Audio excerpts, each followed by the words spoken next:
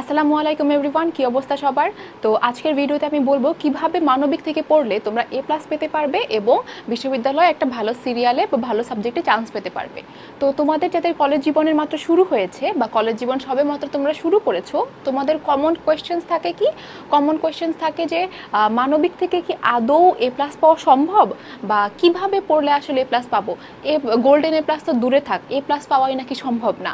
আবার অনেকে বলো যে বিশ্ববিদ্যালয়ে ভালো সাবজেক্টে চান্স পাওয়া নাকি পসিবল না মানবিক থেকে।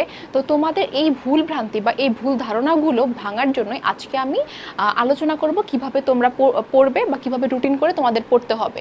তো যেই কথাটা বলো যে এখান থেকে নাকি এ প্লাস পাওয়া সম্ভব না, আমিও মানবিকে ছিলাম এবং মানবিক থেকে এ প্লাস পেয়েছি, গোল্ডেন এ প্লাস পেয়েছি। তো আমার রুটিনটাই আমি শেয়ার করব কিভাবে আমি পড়তাম বা কিভাবে আমি রেগুলারিটি মেনটেন করতাম। তো দেখে নিই যে কি থাকে। প্রথমত হলো ধারাবাহিকভাবে পড়াশোনা করা, ঠিক আছে। ধারাবাহিকভাবে পড়াশোনা করার আসলে কোনো বিকল্প নেই। তুমি সায়েন্সে থাকো, তুমি আর্টসে থাকো বা তুমি কমার্সে থাকো, তোমাকে যেটা একদম এনশিওর করতে হবে তা হলো রেগুলারিটি মেনটেন করা। রেগুলারিটি মেনটেন যদি তুমি না করতে পারো তাহলে তুমি যেখান থেকেই পড়ো না কেন, যত সহজ সাবজেক্ট পড়ো না কেন বা যত কঠিন সাবজেক্টই পড়ো না কেন, তোমার কিন্তু আসলে ভালো করা সম্ভব না। অনেকে কি করে আর্টস নেয় হলো সায়েন্স এবং কমার্সের প্যারা থেকে বাঁচার জন্য। তারা মনে করে আর্টসে পড়াশোনা খুবই কম, যেটা আসলে একটা ভ্রান্ত ধারণা। হয়তো সায়েন্স কমার্স থেকে একটু কম, কিন্তু আর্টসের পড়াশোনা কিন্তু মোটেও কম না, বরং আর্টসে তোমার মুখস্থ করতে হয় বেশি, তোমার নোট করে পড়তে হয়। অন্যান্য বিভাগেও পড়তে হয়, কিন্তু আর্টসেও কিন্তু নোট করে পড়তে হয়, তোমাকে সেম এফোর্ট দিতে হয়, তোমার কিন্তু সেম সাবজেক্ট থাকে। তো এতগুলো সাবজেক্ট থাকে। বলছি না যে ফিজিক্স কেমিস্ট্রি থাকবে, কিন্তু তোমাকে কিন্তু এখানেও বাংলা, ইংরেজি, আইসিটি, তারপর গ্রুপ সাবজেক্ট চারটা, ফোর্থ সাবজেক্ট সহ চারটা পড়তে হবে। তো এখানে কিন্তু মোটেই কম না। তো তোমাদের যেটা করতে হবে, রেগুলারিটি মেনটেন করতে হবে। তুমি একদিন পড়লে, 4 দিন আবার পড়লে না, পঞ্চম দিনে আবার পড়লে, তো এভাবে যদি তোমার রুটিন হয় তাহলে তুমি কিন্তু কখনো একটা ভালো রেজাল্ট আশা করতে পারো না, ভালো একটা ফলাফল বা ভালো বিশ্ববিদ্যালয়ে চান্স পাওয়া আশা করতে পারো না। একাডেমিক লাইফেও তুমি একটা ভালো রেজাল্ট আশা করতে পারো না। তো তোমার কি করতে হবে? প্রথমত রেগুলারিটি মেনটেন করতে হবে, প্রতিদিনের পড়া প্রতিদিন পড়তে হবে এবং ভালো করে পড়তে হবে। তারপর যেটা আসে, সাবজেক্ট প্রায়োরিটি দেওয়া। তোমার সাবজেক্ট থাকে না কতগুলা, যে মেইন সাবজেক্ট, গ্রুপ সাবজেক্ট, কিছু কিছু সাবজেক্ট থাকে যেগুলো তোমার বছর, পুরো 2 বছরে পড়তে হবে, তোমার একদিনও গ্যাপ দেওয়ার চান্স নেই। যেমন এমন সাবজেক্টে আমি যদি দুইটা ভাগে ভাগ করি, একটা হলো ম্যান্ডেটরি সাবজেক্ট, একটা হলো গ্রুপ সাবজেক্ট। এর মধ্যে হলো ম্যান্ডেটরি সাবজেক্টের মধ্যে একটা হলো বাংলা, একটা হলো ইংরেজি, একটা হলো আইসিটি, আর একটা যেটা আমরা ধরি গ্রুপ সাবজেক্টের মধ্যে সেটা হলো ইকোনমিক্স। এখন তোমাদের অনেকেরই কোয়েশ্চেন থাকতে পারে যে ইকোনমিক্স তো আমাদের সবার নেই। আমার টপিকটা, আমার কনসার্নটা হলো তাদের নিয়ে যাদের ইকোনমিক্স রয়েছে। যদি তোমার ইকোনমিক্স থেকে থাকে গ্রুপ সাবজেক্টের মধ্যে, আমি বলবো ইকোনমিক্স সাবজেক্টটা তুমি চেষ্টা করো প্রত্যেক দিন পড়ার। এই 4টা সাবজেক্ট তুমি চেষ্টা করবে তোমার প্রত্যেক দিনের পড়ার রুটিনে রাখার, কখনো স্কিপ না করার। অন্যান্য সাবজেক্টগুলো যেগুলো রয়েছে তুমি কিন্তু কি করতে পারো, একদিন হলেও স্কিপ করতে পারো, কিন্তু এই 4টা সাবজেক্ট যদি তোমার ইকোনমিক্স থেকে থাকে তাহলে ইকোনমিক্স সহ এই 3টা সাবজেক্ট তুমি প্রতিদিন পড়ার চেষ্টা করবে, প্রতিদিন তোমার রুটিনে রাখার চেষ্টা করবে। রুটিনে কখনো এই 3টা সাবজেক্ট বা এই 4টা সাবজেক্ট বাদ দিবে না। কেন বলছি? কারণ এখন আমরা দেখব যে এখান থেকে আমরা অ্যাডমিশনে কিভাবে রিলেট করব। কেন এই 3টা বা 4টা সাবজেক্ট আমরা পড়বই। এর মধ্যে বাংলা বা ইংরেজি যে 2টা সাবজেক্ট রয়েছে, বাংলা এবং ইংরেজি, আমরা জানি যে আর্টস থেকে যারা অ্যাডমিশন দিবে তাদের কিন্তু কি করতে হবে, বাংলা, ইংরেজি এবং জিকে, এই 3টা দিতে হবে, তাই না? বাংলা এবং ইংরেজিটা কোত্থেকে আসে? মেইনলি এই যে আমাদের যে কলেজ লাইফের যে বই আছে না, এই বই থেকেই আসে। আর যেটা হলো ব্যাকরণ, যে তোমার 9-10-এর যে ব্যাকরণ বই, সেই ব্যাকরণ বই থেকে আসে। তো এটা কিন্তু তোমার অ্যাডমিশন হোক, তোমার যে কোনো চাকরির পরীক্ষা হোক, যে কোনো কম্পিটিটিভ এক্সাম হোক, যে কোনো কিছু হোক, তোমার এই বাংলা ইংরেজিটা লাগবে। সুতরাং ইটস বেটার যে তুমি এখনই এখানের বেসিক ক্লিয়ার করে রাখো বা বেসিকটা ভালোভাবে পড়ে রাখো, যাতে তোমার আর পরবর্তীতে গিয়ে কোনো চাকরির পরীক্ষা হোক, অ্যাডমিশনে হোক, সমস্যা না হয়। তুমি যদি এখন ভালো করে পড়ো তাহলে কি হবে, এখন তো তুমি একাডেমিকে ভালো করতেই পারছো, তোমার কিন্তু বাংলা ইংরেজির বেসিকটাও সলভ হয়ে যাচ্ছে, তোমার কিন্তু অ্যাডমিশনে গিয়ে এই দুইটা জিনিসের প্রতি এত বেশি মাথা ঘামানোর দরকার হচ্ছে না। আরেকটা হলো আইসিটি। আইসিটি এমন একটা সাবজেক্ট যেখানে তোমার ম্যাথ থাকবে, যেখানে তোমার ডেসক্রিপটিভ অংশ থাকবে, সুতরাং ম্যাক্সিমাম স্টুডেন্ট কিন্তু কি হয় এই আইসিটিতে ফেল করে, তাই না? তো এইটা ক্লিয়ার রাখার চেষ্টা করবে। আর ইকোনমিক্স যাদের আছে তাদেরকে আমি বলবো যে ইকোনমিক্স প্রতিদিন রাখো, কারণ ইকোনমিক্সও ম্যাথ আছে, তারপর ডেসক্রিপটিভ কোয়েশ্চেন থাকে বা পার্ট থাকে। তো তোমরা যদি এটা না পড়ো প্রতিদিন, তোমরা কিন্তু কি করতে পারবে না, ভালো করতে পারবে না। তারপরে যেটা আমাদের আছে সেটা হলো গ্রুপ সাবজেক্ট রিডিং দেওয়া। আমাদের এখন দেখে নেব গ্রুপ সাবজেক্ট আসলে কোনটা থাকে। গ্রুপ সাবজেক্ট একটা হলো পৌরনীতি থাকে, তারপরে যেটা আমরা অর্থনীতি বলে দিয়েছি অলরেডি, অর্থনীতি আমাদের প্রতিদিন পড়তে হবে। তারপরে থাকে হলো সমাজবিজ্ঞান,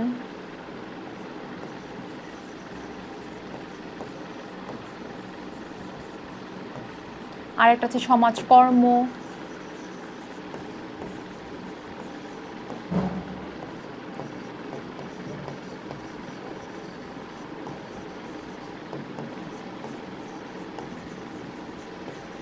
ইসলামের ইতিহাস ও সংস্কৃতি, তারপরে রয়েছে ইসলাম শিক্ষা,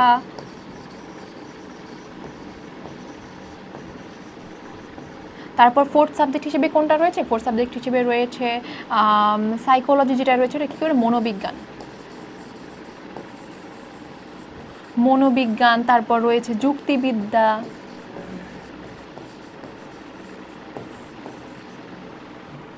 মনোবিজ্ঞান, যুক্তিবিদ্যা, এগুলো কি রয়েছে, এগুলো কিন্তু তোমার গ্রুপ সাবজেক্ট। গ্রুপ সাবজেক্টকে আমরা এই কয়েকটা বিভাগে ভাগ করতে পারি, এছাড়াও অন্যান্য সাবজেক্ট রয়েছে। তো তোমাদের গ্রুপ সাবজেক্ট পড়ার ক্ষেত্রে তোমরা কি করবে, এই গ্রুপ সাবজেক্টগুলো তুমি কিন্তু চেষ্টা করবে, তুমি যদি ভালোভাবে পড়ো বা ভালোভাবে যদি একটা অ্যাক্টিভলি পড়ো, তাহলে কিন্তু তোমাদের 8 মাস থেকে 1 বছরের মধ্যে এই 2টা পেপারই শেষ হয়ে যাবে। প্রত্যেকটারই কি রয়েছে, 2টা করে পেপার রয়েছে না, প্রত্যেকটা পেপারই কিন্তু তোমার যদি এখন তোমার কয়টা সাবজেক্ট থাকে, গ্রুপ সাবজেক্ট সহ 4টা, 4 দুগুণা 8, 8টা পেপার, 8টা পেপার, এই 8টা পেপার কিন্তু কি 8 মাস থেকে 1 বছরের মধ্যে তোমার শেষ হয়ে যাবে। 8 মাস থেকে কয় বছর, 8 মাস থেকে 1 বছরের মধ্যে কিন্তু শেষ হয়ে যাবে। তাহলে চেষ্টা করবে যে এই সাবজেক্টগুলো পড়ার। তো তোমাদের কি থাকে, তিনটা গ্রুপ সাবজেক্ট থাকে, একটা ফোর্থ সাবজেক্ট থাকে, আর বাংলা ইংরেজি আইসিটি। তো বাংলা ইংরেজি আইসিটি আমি প্রতিদিন রাখতে বলেছি, কারণ এগুলো তোমাদের প্রতিদিন পড়া ম্যান্ডেটরি। আর যেগুলো রয়েছে এই সাবজেক্টগুলো, গ্রুপ সাবজেক্টগুলো, ফোর্থ সাবজেক্ট সহ 8টা করে পেপার, এগুলো কিন্তু 8 মাস থেকে 1 বছরের মধ্যেই তোমরা শেষ করতে পারবে, যদি তোমরা প্রতিদিন পড়ো বা অ্যাক্টিভলি পড়ো, একটু মনোযোগ সহকারে পড়ো। এখন আমরা দেখব যে কোন কোন উপায়ে এই গ্রুপ সাবজেক্টগুলো আমরা আসলে পড়বো, কিভাবে এই গ্রুপ সাবজেক্টগুলো পড়লে আমাদের 8 মাস থেকে 1 বছরের মধ্যে এটা কিন্তু শেষ হয়ে যাবে। আমরা এখন রুটিনটা দেখব। এখন অনেকেই বলে যে একদম কমপ্লিট রুটিন তৈরি করে দিতে, কমপ্লিট রুটিন তৈরি করা সম্ভব না আমার পক্ষে বা অন্য কোনো টিচারের পক্ষে, এই কারণে যে তোমার একটা দিনের সাইকেল আর আরেকজনের, আমার বা অন্য একটা টিচারের দিনের সাইকেল সেম না। আমি এখন 6টা থেকে ঘুম থেকে উঠতে পারি, তুমি হয়তো 8টা থেকে উঠো, তো এই 2 ঘন্টার গ্যাপ পড়ে যাবে। তো আমি শুধু ডেটগুলো বলে দিব যে কোন কোন দিনে কোন কোন সাবজেক্ট তোমার পড়া উচিত বা কিভাবে পড়া উচিত, বা আমি কিভাবে পড়তাম পার্সোনালি। তো এখন আমার দেখো যে তোমার 3টা সাবজেক্ট আছে না, এইটা 3টা, আর আরেকটা হলো তোমার ফোর্থ সাবজেক্ট। তো সব টোটাল মিলিয়ে 4টার 8টা পেপার। তো 4টার 8টা পেপার আমি প্রথমে কি ধরবো, ফার্স্ট পেপার ধরবো। আমি প্রথমে ফার্স্ট পেপারগুলো শেষ করব, তারপর আমি সেকেন্ড পেপারে যাব, রাইট? তো ফার্স্ট ইয়ারে আমরা মেইনলি ফার্স্ট পেপার পড়ি। এখন কি রয়েছে, শনিবার, রবি, সোম, মঙ্গল, বুধ, আর হলো বৃহস্পতি, তাই না? বৃহস্পতি। তো আমি ধরে নিই একটা স্টুডেন্টের পৌরনীতি রয়েছে, ইসলামের ইতিহাস এবং সংস্কৃতি রয়েছে, সমাজবিজ্ঞান রয়েছে, এবং কি রয়েছে, সাইকোলজি রয়েছে, ঠিক আছে? তো আমি প্রথমে পড়বো হলো পৌরনীতি। প্রথম আমি 2 দিন পৌরনীতি পড়লাম, তারপরের 2 দিন আমি কি পড়লাম, তারপরে 2 দিন আমি অন্য একটা সাবজেক্ট পড়লাম। কোনটা? আমি হয়তো ইসলামের ইতিহাস এবং সংস্কৃতি পড়লাম। পরের 2 দিন আমি কি পড়লাম, পরের 2 দিন আমি এখন ধরতে পারি যে সাইকোলজি পড়লাম, বা আমি সমাজবিজ্ঞান পড়লাম। এইভাবে আমি 2 দিন করে ভাগ করে নিব। এখন কোয়েশ্চেন আসে যে কোন সাবজেক্ট বা কোন অধ্যায় কিভাবে পড়বো। দেখো আমাদের প্রথম অধ্যায়গুলো কিন্তু খুবই ছোট থাকে, তাই না? তো প্রথম অধ্যায়গুলো আমরা কিন্তু একদিনেই পড়তে পারি বা 2 দিনে পড়তে পারি। আমি ধরলাম আমি 2 দিনে পড়বো। তো এই যে পৌরনীতির প্রথম একটা অধ্যায় আমি প্রথম 2 দিনে পড়লাম, শনি এবং রবিবার কমপ্লিট করে আমি 2 দিনে পড়লাম। কিন্তু যে সকল সাবজেক্টগুলো অনেক বড়, যে সকল অধ্যায়গুলো অনেক বড়, সেগুলোকে আমরা কি করব, ভাগ করব। প্রথমে যে ফার্স্ট ভাগ আমরা সর্বোচ্চ 3টা ভাগ করব একটা চ্যাপ্টারের, 3টা ভাগ করে 3 দিনে আমি সেই চ্যাপ্টারটা শেষ করার ট্রাই করব। এখন যদি অনেক বড় হয় তারপরও আমি বলবো 3টা ভাগে ভাগ করো, এর বেশি ভাগ করতে চেও না, অনেক সময় লেন্দি হয়ে যায়। তো এভাবে তোমরা পড়তে পারো। এখন তোমাদের নিজেদের একটা সাবজেক্ট বা একটা অধ্যায় শেষ করার জন্য যতটুকু টাইম লাগে তুমি নিজেকে ততটুকু টাইম দাও, কিন্তু এটা যাতে তোমার মাথায় থাকে বা এটা যাতে তোমার গোল থাকে যে ওই দিনে ওই চ্যাপ্টারের ওই অংশটুকু তোমার শেষ করতেই হবে। এখন তুমি সেটা 8টা থেকে পড়া শুরু করবে না 10টা থেকে শুরু করবে সেটা আমি বলবো না, তুমি তোমার মতো করে একটা রুটিন তৈরি করে নাও।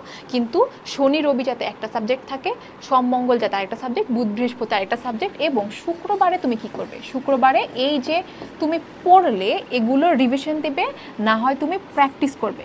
প্র্যাকটিস হতে পারে বোর্ড কোয়েশ্চেন সলভ করা বা মডেল টেস্ট সলভ করা হতে পারে, বা এগুলো যে এগুলো যে পড়লে এগুলোর একটা ছোটোখাটো একটা প্র্যাকটিস করলে, নিজেই একটা ম্যাথ বানালে বা গাইড বই থেকে তুমি সলভ করলে।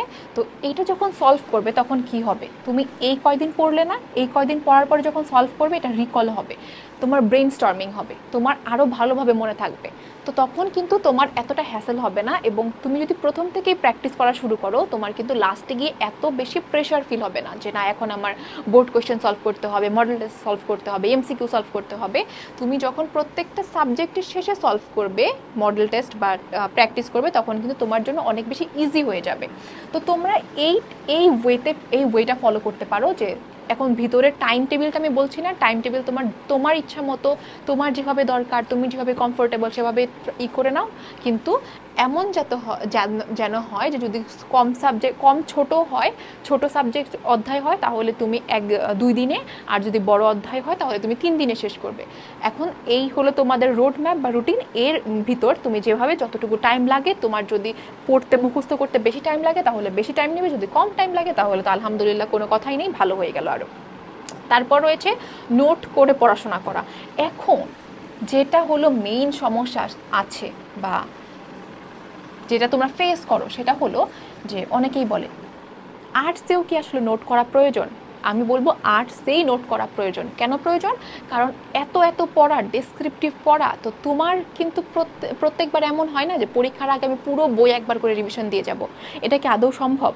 কখনোই সম্ভব না। তো তোমার এক্ষেত্রে সলিউশনটা কি? তোমার এক্ষেত্রে সলিউশন হলো যে নোট করে পড়া। আমি বললাম না শনিবার রবিবার সোমবার তুমি যখন প্রথমবার পড়ছো, প্রথমবার পড়ার সময় কিন্তু তুমি কি করবে, একটা খাতা নিবে, একটা কলম নিবে এবং বইটা থাকবে। তুমি যখন একটা টপিক পড়বে ওই টপিকের ইম্পর্টেন্ট লাইনগুলো বা ইম্পর্টেন্ট কোন পয়েন্টগুলো কি করবে, পয়েন্ট আকারে লেখার চেষ্টা করবে, পয়েন্টগুলো নোট করে রাখার চেষ্টা করবে। অবশ্যই কালারিং পেন ইউজ করবে,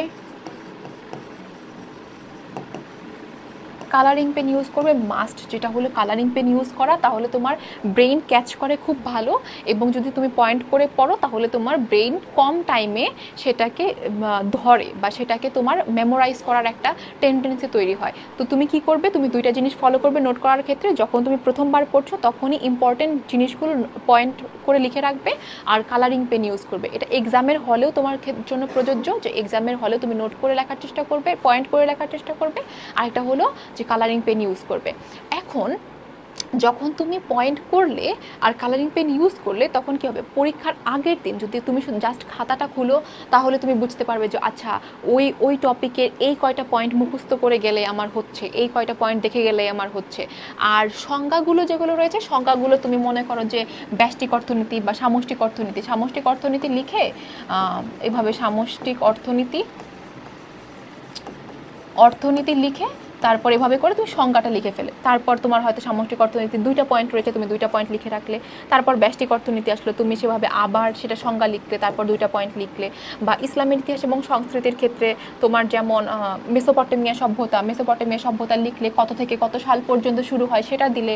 তারপর এখানে হয়তো 5টা পয়েন্ট রয়েছে, একটা হলো উৎপত্তি, পটভূমি, আর একটা হলো তাদের শিক্ষা ব্যবস্থা, তাদের জীবনাচার, তাদের খাদ্যাভ্যাস, তাদের সংস্কৃতি, সাহিত্য। এভাবে পয়েন্টগুলো তুমি দিলে। পয়েন্টগুলো দিয়ে তখন পরীক্ষার আগের দিন কি করবে, তুমি শুধু এই পয়েন্টগুলো পড়ে যাবে। পয়েন্টগুলো পড়ে গেলে তোমার ব্রেন স্টর্মিং হবে, তোমার তাড়াতাড়ি মাথায় ঢুকবে। তোমার পরীক্ষার হলে কিন্তু যখন তুমি কালারিং পেন ইউজ করে নোট করবে তখন কিন্তু তোমার মাথায় ভাসবে যে আচ্ছা ওটা লিখেছিলাম, এটা লিখেছিলাম। তো তখন তোমার ডেসক্রিপটিভ এত জিনিস মনে রাখার প্রয়োজন হয় না, আর এত জিনিস পুনরায় পড়ারও প্রয়োজন হয় না। এখন আমরা বলবো এটাকে আমরা কিভাবে অ্যাডমিশনের সাথে রিলেট করব। অ্যাডমিশনের সাথে রিলেট করব কারণ প্রথমেই বললাম যে আমাদের বাংলা ইংরেজি থাকে, তাই না? বাংলা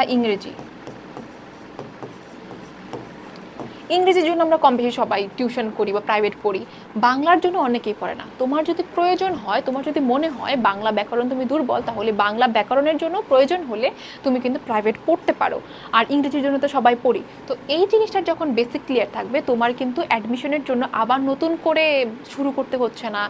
অনেকেই করে কি বাংলা ইংরেজিতে ফেল করে, আমি বুঝি না ওরা কীভাবে ফেল করে। যদি তুমি ভালো করে পড়ো তাহলে কিন্তু তোমার বেসিকটা স্ট্রং হয়ে যায়, তাই না? Most of the student Bangla ইংরেজিতে ফেল করে, ফলে কি হয় ওদের, তার মানে ওদের বেসিক ভালো না। অ্যাডমিশনে গিয়েও কিন্তু ওরা এই জিনিসটা ফেস করে, ওদের বাংলা ইংরেজি আবার শুরু থেকে শুরু করতে হয়, পড়তে হয়। তো ওদের এটা টাইম কনজিউম হয়ে যায়, তাই টাইমটা নষ্ট হয়ে যায়।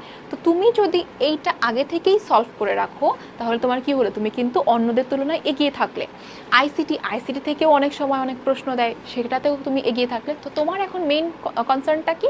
তোমার মেইন কনসার্নটা হলো জিকে। তোমার এখন শুধু জিকে ফোকাস করতে হবে, তাহলে তুমি অন্যদের থেকে এগিয়ে থাকলে না? অবশ্যই তুমি অন্যদের থেকে এগিয়ে থাকলে। আর এখানে তুমি রুটিন ওয়াইজ পড়াশোনা করার ফলে যদি A+ পাও, গোল্ডেন A+ পাও, তাহলে তোমরা জানবে হয়তো যে অ্যাডমিশনে কিন্তু জিপিএর উপর মার্ক রয়েছে। তোমার জিপিএর উপর মার্কটাও এনশিওর হয়ে গেল। এটা মোস্ট প্রবাবলি 20 মার্ক। তো 20 মার্ক তোমার যদি এনশিওর হয়ে যায় তাহলে কিন্তু তোমার জন্য অনেক কিছু। কারণ 0.5 বা 1 নাম্বারের জন্য কিন্তু সিরিয়াল অনেক আগে পিছনে হয়ে যায়। হয়তো একজন ল পেয়েছে, একজন পরে একদম লাস্টের দিকের সাবজেক্ট পেয়েছে, এরকম হয়ে যায়। তো তোমাদের কিন্তু কি হবে, জিপিএর মার্কটা এনশিওর হয়ে গেল। তো তোমরা যদি এখন ভালো করে পড়ো তাহলে এই পড়াটা তোমার অ্যাডমিশনের ক্ষেত্রেও কাজে লাগবে, অ্যাডমিশনেও তোমার জার্নি অনেক স্মুথ করবে। তো তোমরা টাইম ওয়েস্ট না করে যেই রুটিন দিলাম বা যেই প্যাটার্ন ফলো করতে বললাম সেই প্যাটার্ন ফলো করে তোমরা পড়াশোনা শুরু করো। তোমাদের জন্য শুভকামনা। দেখা হচ্ছে পরবর্তী ভিডিওতে। আসসালামু আলাইকুম।